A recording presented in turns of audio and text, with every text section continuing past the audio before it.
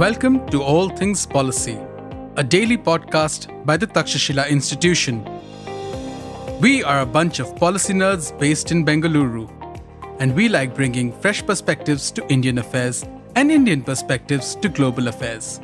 So grab a cup of coffee, sit back, and join us for today's chat.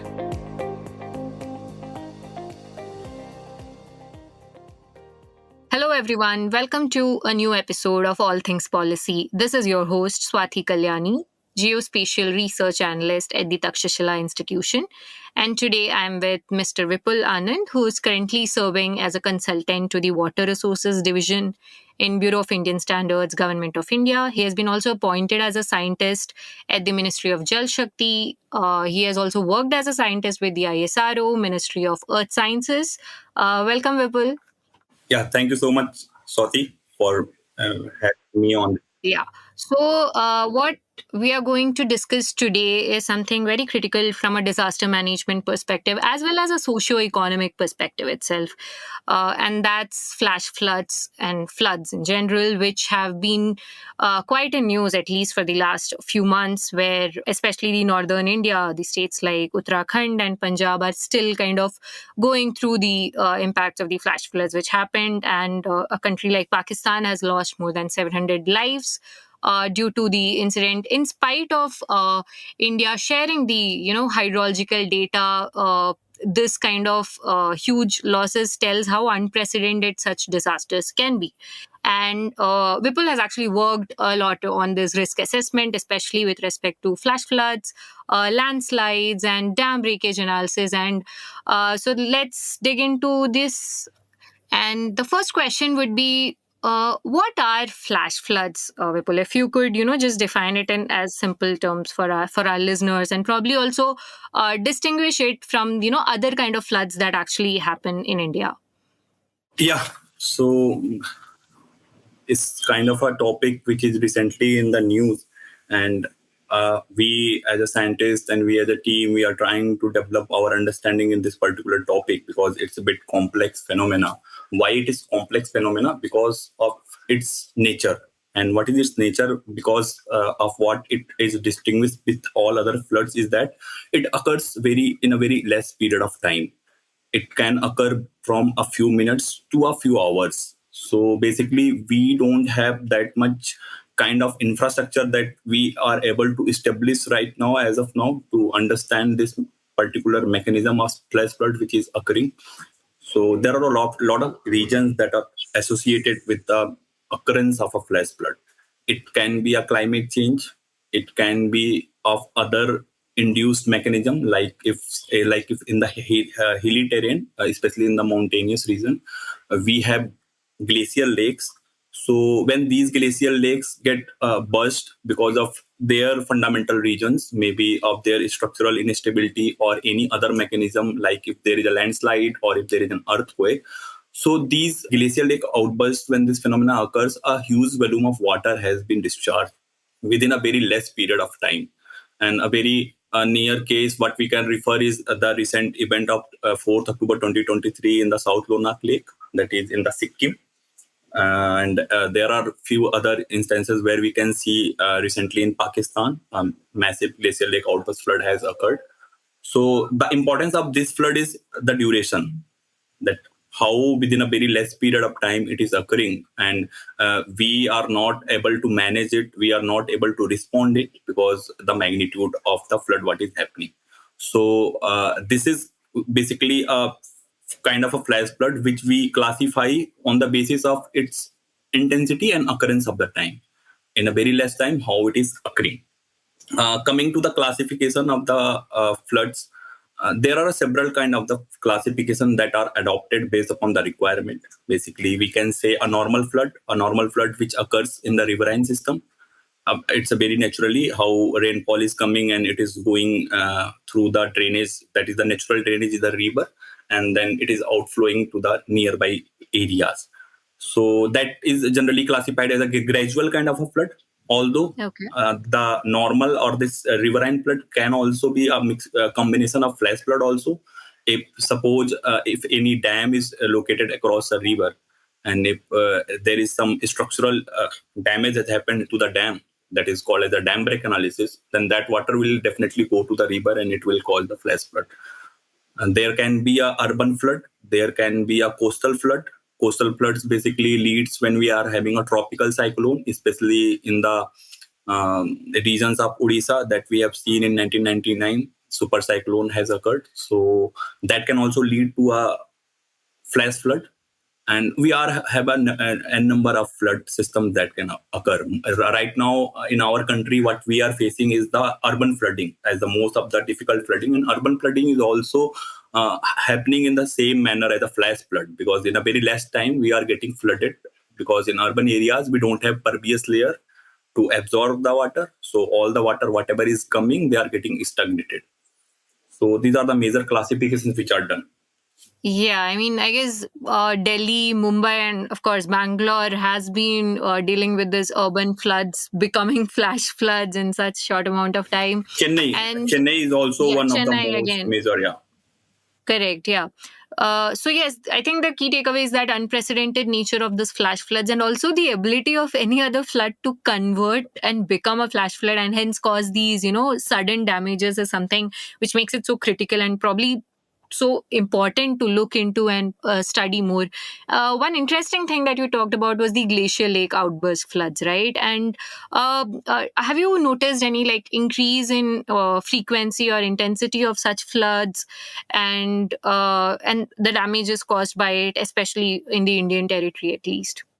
As our technology is growing and we are able to monitor the glacial lakes, the expansion and how they are expanding, we are able to relate very much that how they are impacting and how they are getting converted into the flash floods. Because before we don't have that kind of the technology, so we are not very much aware about the reasons and the causes of these flash floods are occurring. Now when we see, like I wanted to tell the audience through you that we at NRSC, National Remote Sensing Center, they have prepared a glacial lake outburst flood maps atlas. So what they are doing for the Indian subcontinent, that is Indian Himalayan region IHR, they have mapped all the major glacial lakes. So that Okay. data set is there, which suggests us that there are a lot of more lakes which are potentially dangerous, and they are at the verge of either collapsing or they are about to collapsing, and they are continuously expanding. So in the past we have Chamoli glacial lakes Yeah. where it has caused, then we have this South Lonak lake recent, and there are many other instances which are occurring in our country. But majorly we are not able to focus because of its mechanism that we are not able to understand. Is it also like specific to a certain climate, or like are we noticing now glacial lake outbursts like in every season, like in spite of it being summer or monsoon or winter? We need to understand what basically a glacial lake is. So, in the Himalayan region, these ice which are frozen, they have, by the time passes, they have expanded and they have formed in the form of a lake that is called basically as a glacial lake. Now, a glacial lake to burst, there are several mechanisms that can happen. One is if there is a very high intensity of the rainfall. So that high intensity of the rainfall can occur any region. So basically, we relate it to the monsoon region. So yeah, high intensity of the regions are the responsible for glacial lake outbursts in the monsoon regions, maybe. But there are some instances where we have seen earthquakes that has triggered this kind of the glacial lake outbursts, and Right. we have seen that landslide because what actually happens, the landslides, the land area or the area which is surrounding the glacial lakes, they are getting eroded slowly days by days. It takes time, it doesn't happen within a week or a month or a year, it takes a decade. As the raindrops comes and they fall on these soils, it erodes, and when it erodes, continuous process goes on, and suddenly a landslide like kind of event will happen, and once it happens, it will surely going to get damage the structural integrity of the glacial lakes, and from there we can have. So it is not very much, I mean, like we can say that yeah, it's a monsoon region, it's a high hilly terrain region where these kind of the events are occurring, but yes, it can happen anywhere. Right. Now coming to our predicting capabilities, right? You talked about the NRSE's maps, which has been created with respect to glacial lakes. But what are a few more like technical power that we have in terms of like the satellites or the ground stations, and how does this whole flood monitoring and flood analysis is done in India? So basically, NRSC, they are the nodal agency who are having the access of the satellite data. So they are the one who has prepared this graph atlases for all Indian Right. Himalayan region. They have divided it into some basins, Indian Indus basins, Brahmaputra basin, like that. So these are the baseline data sets which we can refer in order to understand how the glacial lakes are there, how many number of glacial lakes are there, what are the areas of these glacial lakes, and based upon certain parameters, we decide that what are the potentially dangerous glacial lakes. Right. So based upon its structural integrity, based upon the formation of the surrounding material, based upon the depth also, based upon the volume of the water it is containing. One thing more interestingly, I will like to tell you why we are not able to address the issue of glacial lakes. The one reason is this, that we don't know what exact volume it is carrying. Because for estimation Okay. of the volume, we need to have a bathymetric survey. Right. In the past, people and the researchers and the organizations, they have tried to use the geospatial technologies in order to estimate the volume. But we have noticed that the volume which has been estimated using the geospatial techniques, and then later on those which has been estimated using the bathymetric survey, that is the field-based survey, their results are varying from 50% to around 1600, 1700%.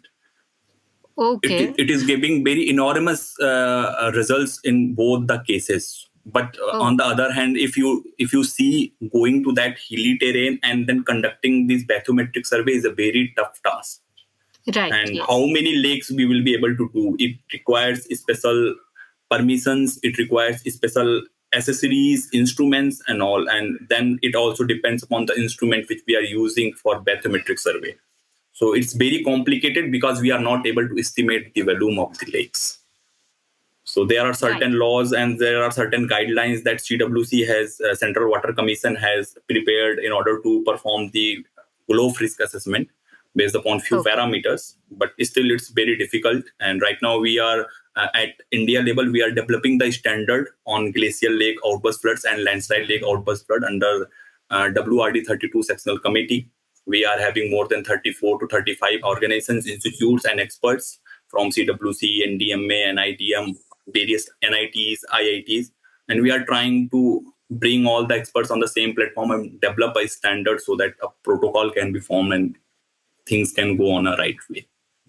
That's very interesting to hear. And I also wanted to like pinch upon how Indian Meteorological Department, right? IMD is kind of the responsible authority when it comes to this data dissemination or regarding these weather incidents. And the portal is actually quite active in that sense. Like almost when the Uttarakashi incident, at least when it was happening, there were almost hourly data which was being put out, maps were being put out, and things like that. So are there also these dedicated satellites which we have learned, like the weather monitoring itself, or is it a combination of the Earth observation satellites and then the other ones like megatropics or other probably river discharge monitoring ground stations which come into play?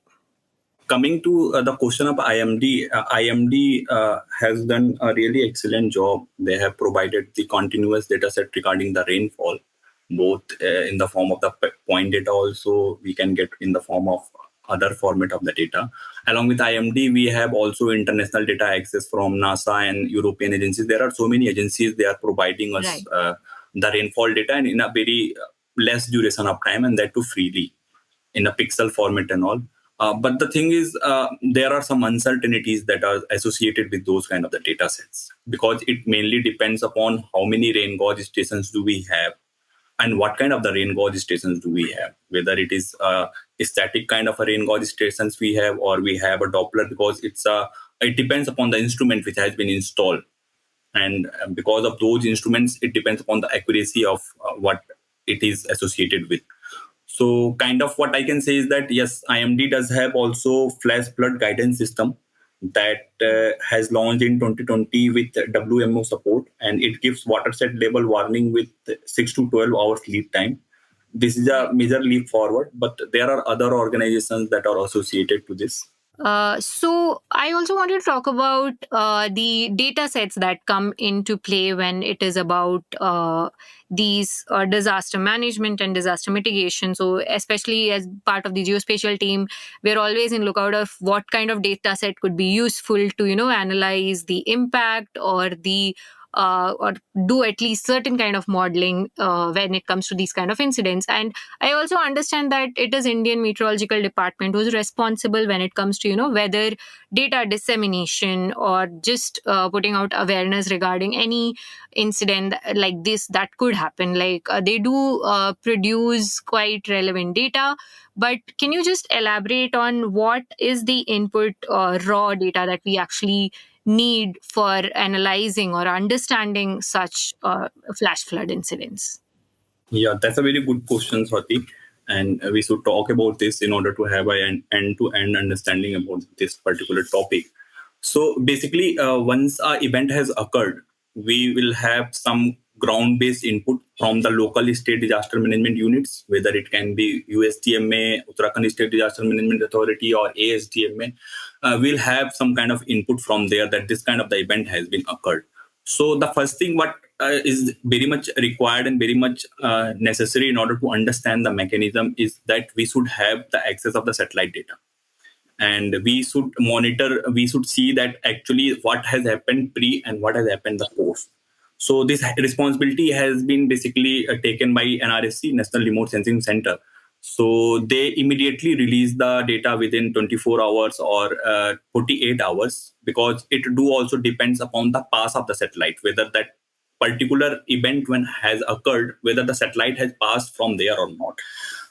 If not passed, then we do have a mechanism also that we have a charter, and under the charter agreement we do have collaboration with all other agencies of the international, either European agencies or other agencies. So whoever has that kind of the data set, or whoever satellite has the pass as per particular on that day, we'll collect the data from there and we'll do an analysis and we'll give a picture that what has happened in the pre and what has happened in the post. So basically these data are disseminated through a integrated framework that our country do have, and its name is NDEM, National Database for Emergency Management. It's a centralized mechanism. Okay. And we do release those data sets in the form of the maps, and it gives a very good representation to us to understand the mechanism that what has happened, so that the response team can quickly go there and they can rescue the people and they can actually visualize, because the eagle view, the satellite view is the most advantageous and the most effective angle which we can explore. Once this monitoring has been done and we do have this kind of the satellite data and we actually come to understand that what has happened, we need to get the data, the relevant rainfall data and the hydrological data that basically comes from IMD. Few of the hydrological data, if there is some river, it comes from CWC website, Central Water Commission website. They do release the hydrographs of that particular stations, and from there we estimate that what are the volume and what are the things, technical parameters that are associated.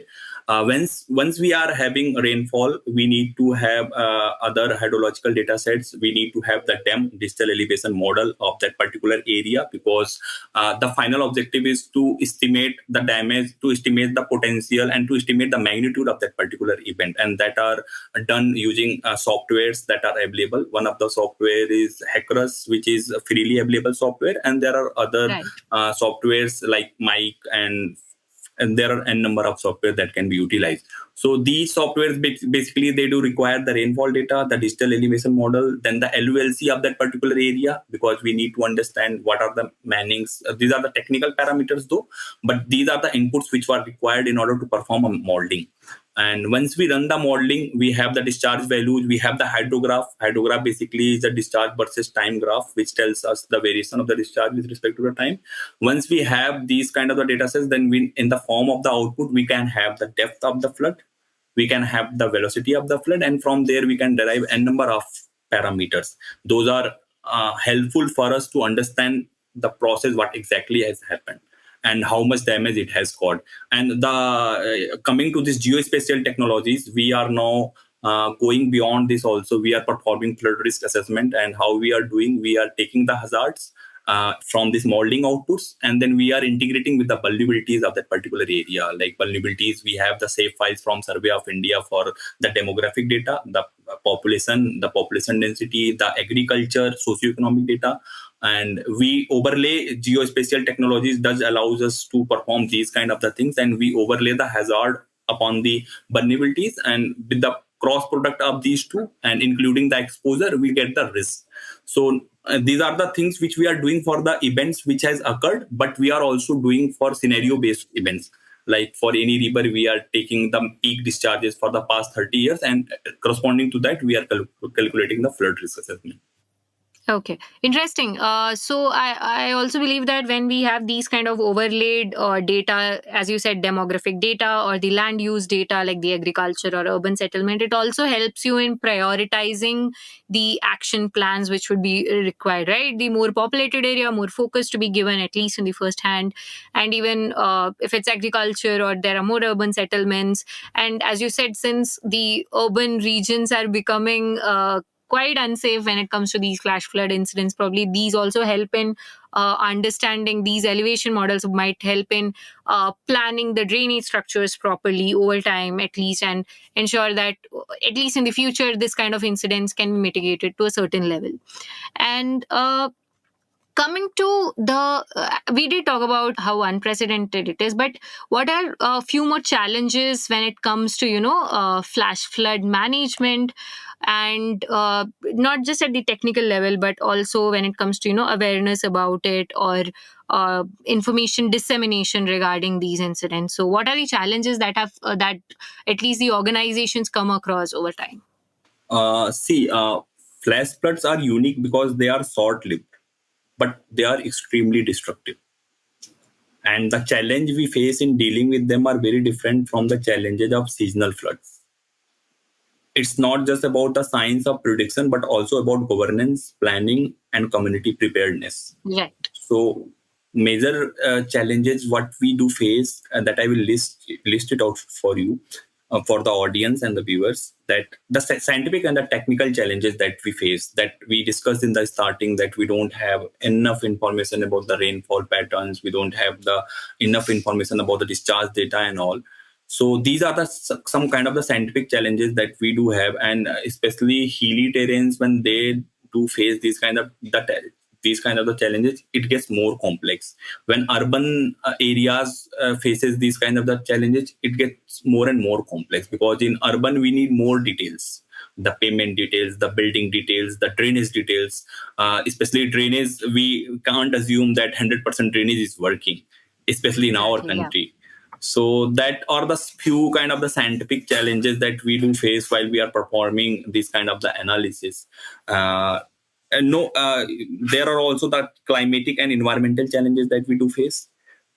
Climate change, and then deforestation and land use changes that has triggered these events in a heavy. If you have seen this Himachal Pradesh recent flash flood, a lot of the trees has been washed away because of the magnitude of the flood what they do have, because the steep slope, they do carry a higher velocity of the water.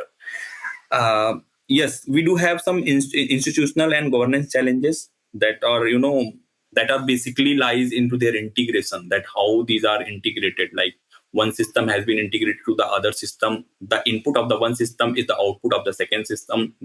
Similarly, this loop is not so interlinked and not so integrated. That is the challenge that what we face. I mean, like even one institute which is dependent on the other institute's output, they do wait that until they will release the data set. It's being almost, I guess, more than 1 month for the Dharali incident what has happened. But in this 1 month duration of time, we don't have yet any kind of the scientific report that has been came publicly. And a lot of the researchers, they are waiting. And also we have this community and social challenges, that the awareness, we need to have this kind of the awareness. Not much of NGOs or local bodies are engaging in these kind of the topics in these kind of the disasters because of the lack of the understanding. Right. I think also when we say, river risk assessment, it's much more easier because we know that the flow data is available over time, historical data for 10-year period, and then we have enough softwares to run this, right? But because these incidents of more cloud bursts happening or the glacial lake burst that's happening, it makes it difficult to even validate the data which are there, the historical data which is there. And another like interesting thing that I always think about when it comes to hydropolitics is that these rivers or the water itself as a resource isn't bound by the territories of countries, right? River starts from a certain country and drains through multiple countries before it reaches the sea. And I see that if India could build up, or whatever potential it has, if it could expand on these kind of risk assessment, it actually looks like it could be a very useful soft power tool when it comes in the future. Especially we have kind of one of the largest river systems. Like, we have the Ganga basin, we have the Indus basin, we have the Brahmaputra basin, and there are multiple countries involved. Like, I remember when the Teesta river incidents used to happen, every time Bangladesh and India have to discuss on the water sharing, everything, all that. But something that which could work as a soft power or a negotiating tool could be these disaster related data sharing itself.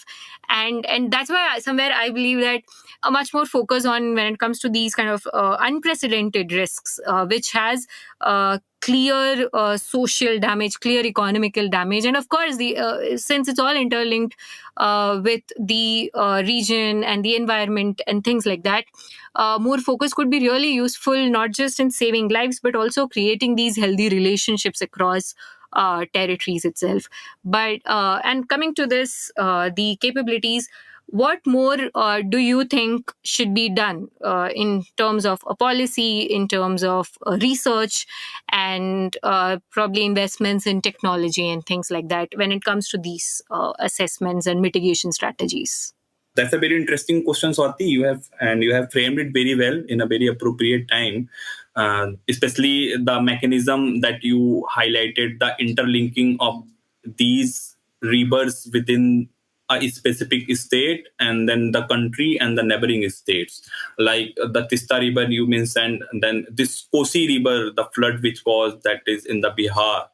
So there is a sudden release amount of water from the Nepal side, and we are not very much sure that how it is going on. And then this Brahmaputra river. So these are the things which has to be taken care. But yeah, they are at the national policy level. What we do feel as the responsible, government scientists, that better we should build ourselves. And that is also very important. But our main focus is to do the scientific analysis and perform the scientific. We do also think in those terms. So one thing we need to understand is that flash floods will remain a challenge because of their sudden nature. But the damages they cause don't have to be inevitable. With the right mix of science, policy, and community preparedness, we can significantly reduce the human and economic toll. So what can be done in this aspect? One thing that is very much required is to strengthening data and early warning system. For the kind information of the audience, I would like to mention that we have a special flood early warning system for Godavari and Tapi Basin that is under the National Hydrology Project, and it has been operationalized with the cooperation of National Remote Sensing Center and CWC, Central Water Commission. So the lead time there is around 3 to 5 days, and we are having around 92% accuracy that we are getting. And they are mostly operated during the monsoon season, and the results and the outputs are publicly open for everyone, and it is disseminated through the NM web portal, that is National Database for Emergency Management. So that is the one aspect where we can work, is to have an early warning system, because what we do understand is that our first priority is better data density. And have the better data density, like in terms of the rainfall gauges or the instruments what we are using, their accuracy, they will certainly make us enable to tackle the situation in a very prepared manner. The second thing is that we have to think about integrating science into planning and policy. Like hydrological risk assessment must become a non-negotiable part of infrastructure planning in fragile zones.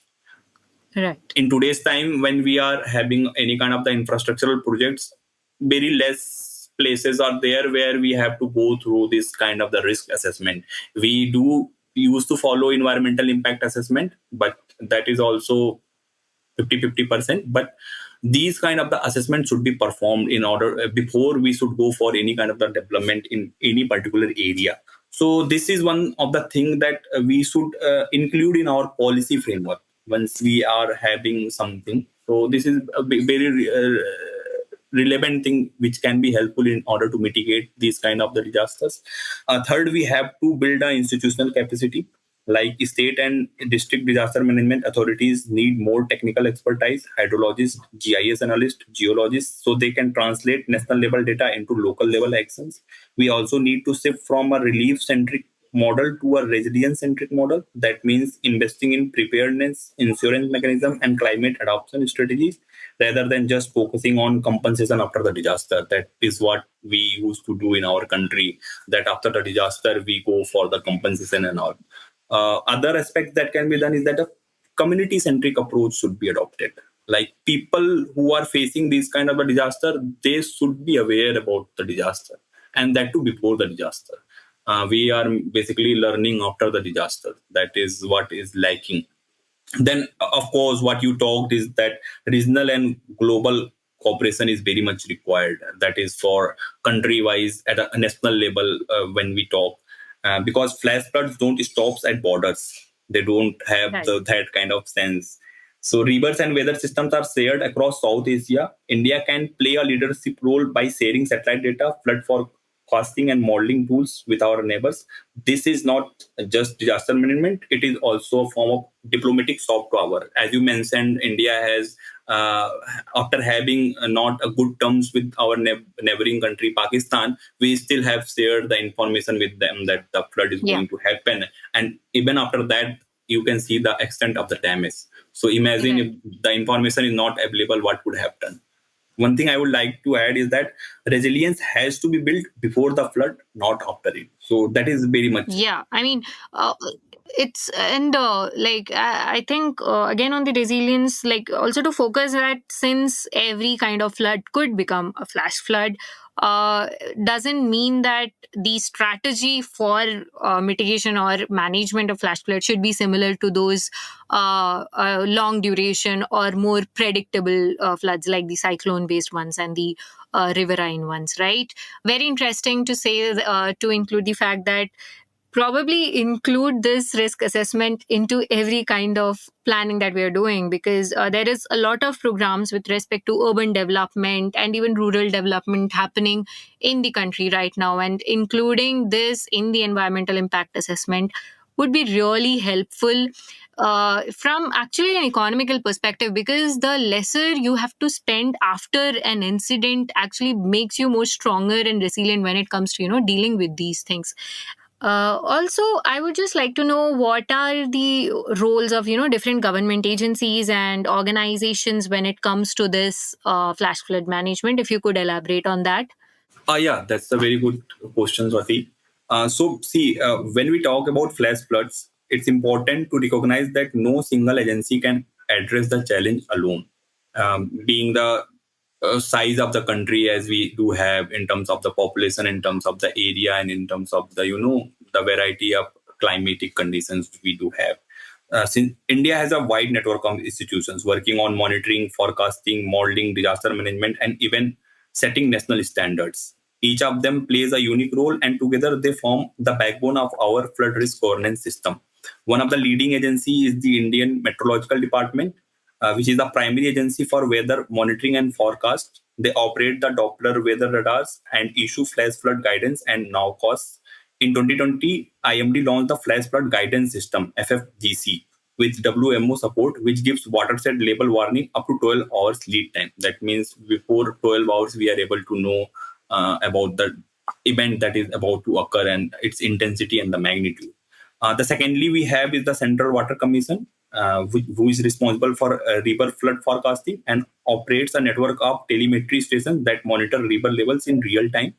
While their traditional focus has been on large rivers, they are now increasingly contributing to flash floods and dam break analysis. We do have INCOIS, that is Indian National Center for Ocean Information Services, which is Institute of Ministry of Earth Sciences, and they provide forecasts for coastal hazards. While better known for tsunami and storm surge warnings, their ocean atmosphere coupling models are crucial because extreme rainfalls in coastal regions often links with ocean dynamics. We do have National Center for Medium Range Weather Forecasting, which is responsible to develop numerical weather prediction models that feeds into IMD's operational forecasts. These models are especially useful for improving rainfall prediction at regional and sub-regional scales, which is vital for anticipating flash floods. And as I mentioned, that we do have National Disaster Management Authority and state districts disaster management authorities. They provide the policy framework, guidelines, and funding support for disaster risk reductions. They have issued guidelines on urban flooding, landslide hazards, GLOBs. SSDMAs and DDMAs, that is State Disaster Management Authorities and Disaster District Management Authorities, are responsible for implementing these at ground level, but their capacity varies. We do have national remote sensing that we have discussed all through this. And we have National Database for Emergency Management developed by NRSC and is essentially a geospatial platform that integrates satellite data with field reports for quick response and planning. And as I mentioned, my current organization, Bureau of Indian Standards, I just wanted to highlight the role of BIS, that it is sometimes less visible but equally critical. BIS prepares national standards for flood and hazard management. They have technical committees working on GLOB and NLOF risk assessment, dam break analysis, and urban flooding guidelines. So basically, these standards are what ensures that different agencies, engineers, and state authorities follow a consistent, scientifically sound framework when planning mitigation and preparedness measures. So these are the agencies. Thank you, Vipul. Right, that's a huge list actually, and it's interesting to know that there is so much of focus given, at least when it comes to BIS, in terms of standardization of data, which would be like a foundation when it comes to policy frameworks, and also dedicated agencies when it comes to data collection, data dissemination, and data analysis. I only think that the role of geospatial technology and probably a dedicated framework with respect to flash floods will be really helpful in managing, mitigating, and creating better plans when it comes to these kind of risk assessments. Thank you so much. It was a very insightful and interesting discussion. I hope our listeners had interesting takeaways from this podcast. Thank you. Thank you so much. Thank you so much, Swathi. Thank you so much for having me here. If you liked our show, dive into Takshashila's research on technology, strategy, and economic affairs. Check us out at our Twitter handle @Takshashila INST or our website takshashila.org.in.